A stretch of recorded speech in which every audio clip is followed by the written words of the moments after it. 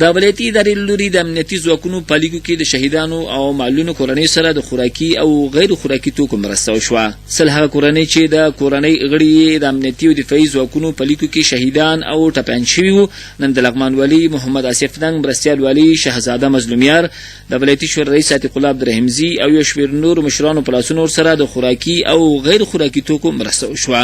لغمان والي محمد آصف ننګ د مرستو د ورکړې پر مهال ویل چې د دوی اولادونو د دین، هیواد او خلکو د ساتنې او حفاظت په موخه خپله وینه نظرانه او ګڼو د خپل وجود غړي له لاسه ورکړي او ټول هیوادوال پر دوی ویاړي او درناوی به ورته کوي.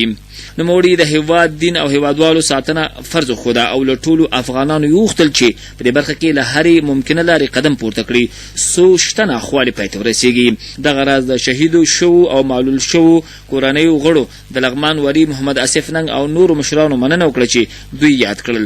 نوموړو وویل چې وطن د افغانانو دی او باید چې افغانان یې وساتي.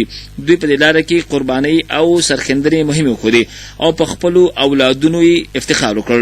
وروسته د لغمان والي او نورو مشرانو په لاسونو مرستې وویشل شوې.